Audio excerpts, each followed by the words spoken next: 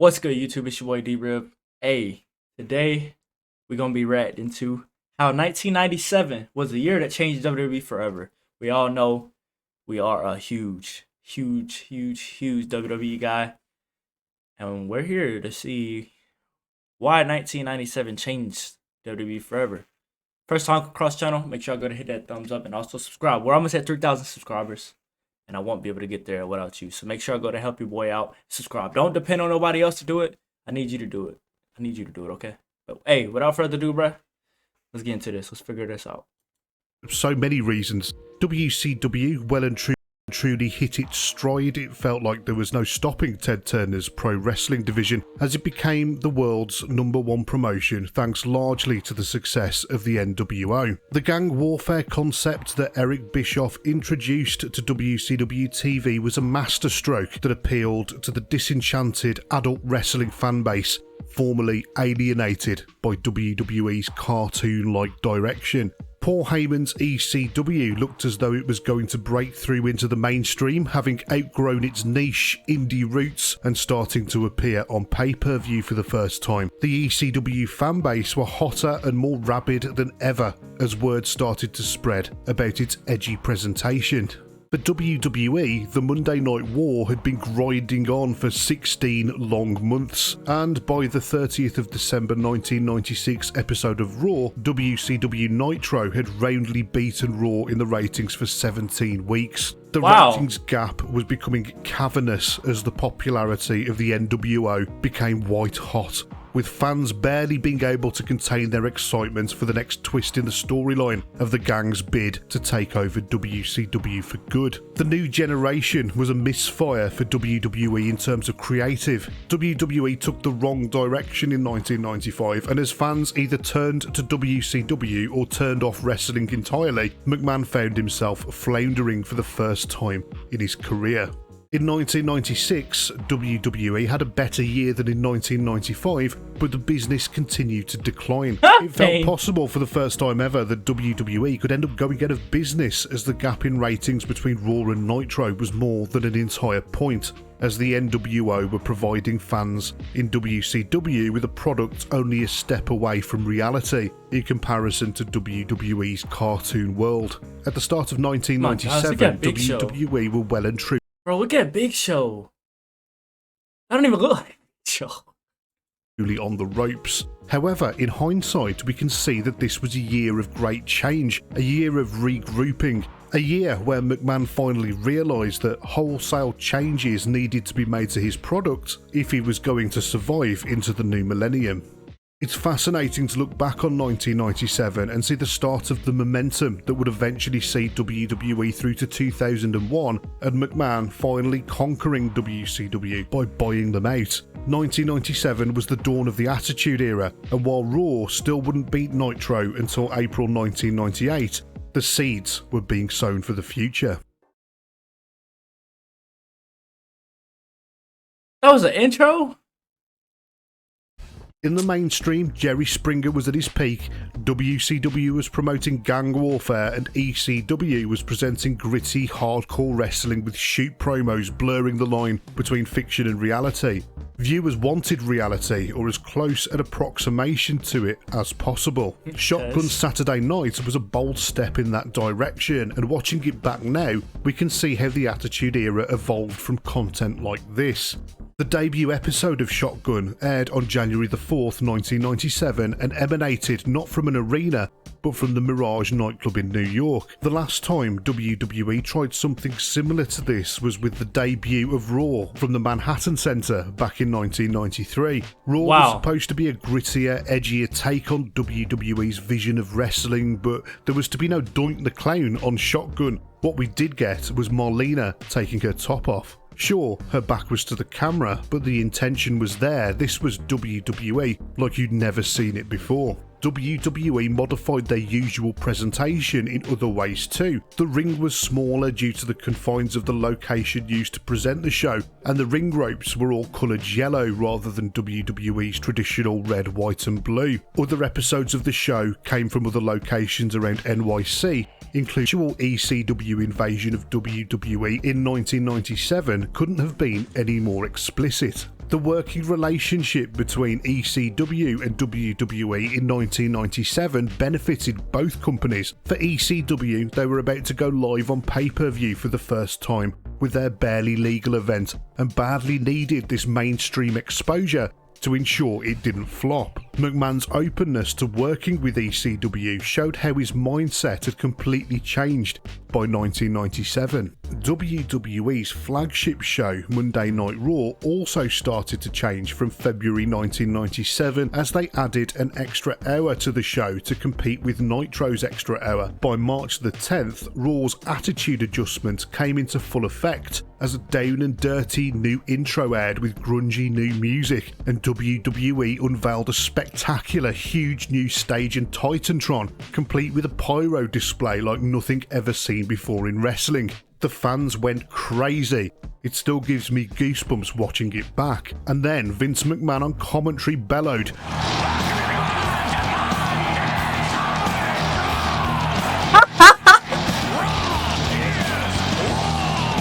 it might as well have been a battle cry. Finally, McMahon was fighting back against WCW. Perception is everything, and undeniably the rebrand instantly made WWE look on the same level as WCW, probably even bigger. The aesthetic changes to the product were important, but there had to be substance to go along with the new style. If WWE were to continue to produce the same product just in a new setting, fans would see through it within weeks. Luckily, McMahon was open-minded enough to see that the writing needed to change if he wanted to save his business. In 1997, ER ruled American television, attracting massive audiences who tuned in not just for the medical drama, but for the interpersonal relationships between the characters. This is a good video. This is telling me a lot of stuff that I didn't know. I'm sure a lot of y'all didn't know. But so far, what do y'all think about this video? W video? I like this video so far. We got still time on this. WWE recognised that drama and storylines appeal to a wide audience, and 2 or 3 really strong, compelling storylines running consecutively like in a soap opera would bring even the most casual of fans back each and every week. In the years prior, when WWE was aiming the product squarely at children, they could justify presenting two-dimensional, almost intelligence-insulting wrestling gimmicks to fans. Now they wanted a more intelligent, older audience, and so Vince and co were going to have to produce interesting characters and storylines that fans could relate to or rally against. The character of Kane and the storyline surrounding him is a great example of WWE doing an amazing job of this. At the In Your House Bad Blood pay-per-view, The Undertaker had wrestled Shawn Michaels in a Hell in a Cell main event. The lights went out and then emerged Kane, who quite frankly looked awesome as he ripped the cell door off, took out the referee and then stood toe-to-toe. I ain't gonna lie. That Attitude Era Kane, it was different, bro. That is the best Kane character. I don't care what nobody say. That Kane was different, bro. With The Undertaker before laying him out with a pile driver. Kane can be mentioned in the same breath as The Undertaker himself when discussing WWE's most ingenious character creations. Since The Undertaker's debut in November of 1990, he had remained one of the roster's most well-protected characters, and 7 years later, the company was struggling to find opponents for the dead man to realistically face. The story went that Kane was The Undertaker's long-lost half-brother. Paul Bearer claimed that as a child, The Undertaker had set fire to the funeral home in which his family had resided, effectively murdering them. Kane was back for revenge. It was soap opera and horror all rolled into one, all taking place in the wrestling ring. Not only had WWE debuted a 3-dimensional character complete with backstory and a connection to the existing roster, but they also gave The Undertaker and Paul Bearer a compelling backstory with this one too. While that story was rooted in fantasy, WWE also looked to promote more realistic and mature themes aimed squarely at adults. For example, the Nation of Domination faction developed into its most memorable form in 1997 as a pseudo-political group mirroring the likes of the Black Panthers in real life. The version of The Rock that we eventually came to know and love got his start in the Nation of Domination. Rocky Maivia started 1997 in his deeply uncool, smiling babyface role as fans continued to chant "Die Rocky Die" at the young man. After a brief absence, The Rock returned and joined the Nation of Domination and became a true heel. The trademark arrogance that would make The Rock a megastar later on down the line was on display as he wound his fellow faction members up. In one hilarious segment, The Rock gave the gift of himself to Farouk. In 2 years' time, he will be neck and neck with Steve Austin as the most valuable superstar on the roster. Speaking of character development in 1997, we must mention Mick Foley, who managed to get all three of his wrestling personas on screen in the form of Mankind, Dude Love, and Cactus Jack. Foley led the way in another way too, and that was physicality. Foley came to WWE with a reputation as being almost reckless with his body and being willing to absorb a huge amount of punishment. As chairs were smashed over heads and bodies went through tables, What in the world? all of WWE's in-ring product became edgier and more violent Sting. in 1997. At WrestleMania 13, it was clear things were changing for even the established main event superstars. Bret Hart had been tasked. It's crazy how they used to have their WrestleMania covers like this. It's crazy because even if you go back right now, you could go on Peacock right now, literally, and go look at all the WrestleManias, and all the older ones look like this. And then like the new ones have like actual pictures. These ones are all just like art. Which this is super dope. They should bring this back for sure. They should make something like this this look like a video game cover, bro. This looks dope. We need to make more games and stuff like, cause this WWE 2K is cool and stuff, but we need games like the old SmackDown versus Raw, if that makes sense.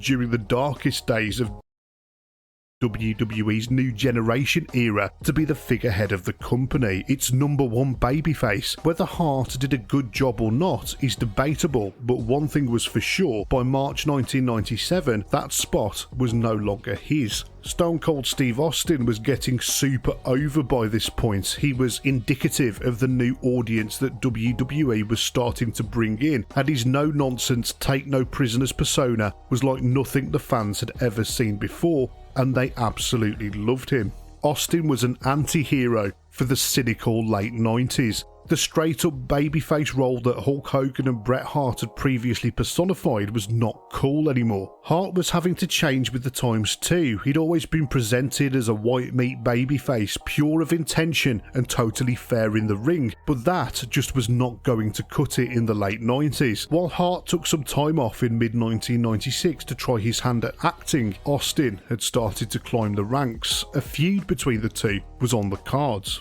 While he was away, Hart had been considering an offer from WCW to jump ship, but when he came back to WWE in late 1996, he squashed those rumours during a promo. "I won't be going anywhere, I'll be with the WWF forever." They were words that he'd come to regret saying. Hart had wrestled Austin in a great match at the Survivor Series 1996 with Hart coming out on top. The win gave Hart a title shot at the next pay-per-view against Psycho Sid, and while Hart failed to capture the belt, it was clear that his character was developing an angry streak during the show. As Hart cut a backstage promo, he was cut off by Shawn Michaels' entrance music. This absolutely enraged Hart, which was a personality trait we'd never seen before in him. Hart's formerly two-dimensional character gained an extra dimension as he started calling out all the injustices he was facing. By this point, he wasn't an out-and-out heel. If anything, he had a point, but the fans were starting to tire. What if Vince was a commentator the entire time from then to now?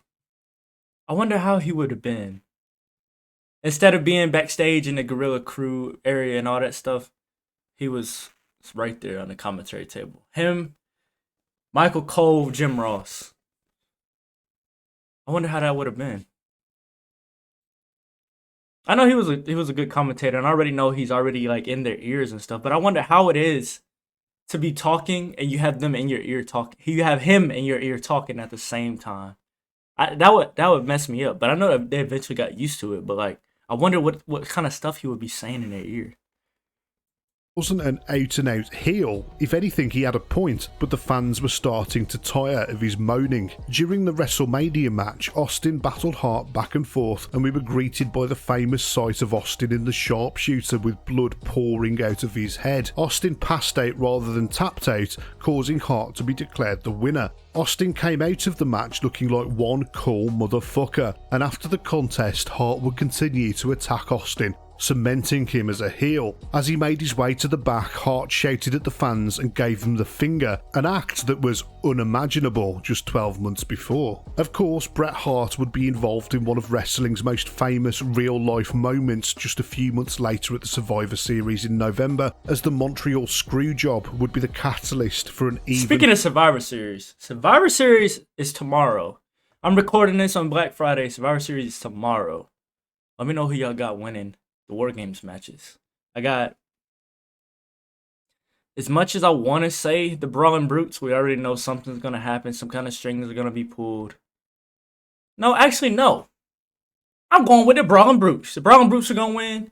The Bloodline are going to lose. And they're going to blame Sami Zayn. And they're going to kick Sami out the group. That's what I feel like is going to happen. W prediction. Also, Bianca and her team are going to beat Damage Control and Rhea Ripley. That's my prediction. Faster shift towards the Attitude Era. By November 1997, Hart had decided to go to WCW after all, as McMahon felt he could no longer afford the decade-long multi-million-dollar contract he'd offered Hart earlier in the year. The Survivor Series was in Montreal, the Hart family backyard, and Bret didn't want to drop the belt in the city, especially not to real-life arch-rival Shawn Michaels. Despite all parties apparently agreeing backstage that the match would end in a brawl rather than a clean finish, McMahon called for the bell while Michaels had Hart in the sharpshooter, thus screwing Hart out of the title while he was on the way out. For Shawn Michaels, his involvement in the Screwjob was not surprising. His 1997 had been a revelation, as he was allowed to display his true arrogant self alongside the formation of the D-Generation X. It's huge. Look how big China was, bro.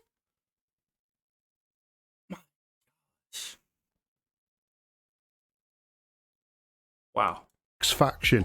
D-Generation X was a faction that personified WWE's new attitude as they pushed the envelope with what they could get away with on television in a really caustic, immature way that directly appealed to those teenage boys and young adults that WWE wanted to bring in. For Triple H, the formation of the team must have been a blessed relief, as he'd spent the last year laying on his back against the likes of the useless Henry Godwinn. That was when he was known as Hunter Hearst Helmsley, the two-dimensional new generation gimmick of upper-class blue blood. Now, Triple H was showing more personality than ever before, as basically an overaged frat boy alongside his best friend. When Vince McMahon screwed Bret Hart out of the WWE title at the Survivor Series, he would go on to cut a promo in which he scathingly advised that he didn't screw Bret, but Bret screwed Bret, and thus one of the Attitude Era's most memorable characters was inadvertently born. Vince McMahon became Mr. McMahon. The Steve Austin versus Mr. McMahon feud that was coming in the years following 1997 would allow the fans to live vicariously through Austin as he terrorised his boss, something we've all wanted to do from time to time. Everything that happened in 1997 was built on in 1998 and beyond, and it wouldn't be long into 1998 before the tide started turning in favour of WWE. Thanks to the foundations cleverly laid in 1997, WWE secured their future and eventual victory over WCW as the dominant force in sports entertainment. Is there a part 2 to this? If there's a part 2 to this, somebody let me know. If y'all want me to react to that, click the thumbs up. But hopefully y'all enjoyed this video. I enjoyed this video. Got a lot of knowledge out of this video. And I'll start reacting these kind of videos if y'all want. I know I usually do like OMG moments, that kind of stuff. But if y'all want me to react to more stuff like this, just let me know in the comments. And also, subscribe. But hey man, without further ado, like the video, subscribe if you're new. It's your boy D-Rib, man. I'm out.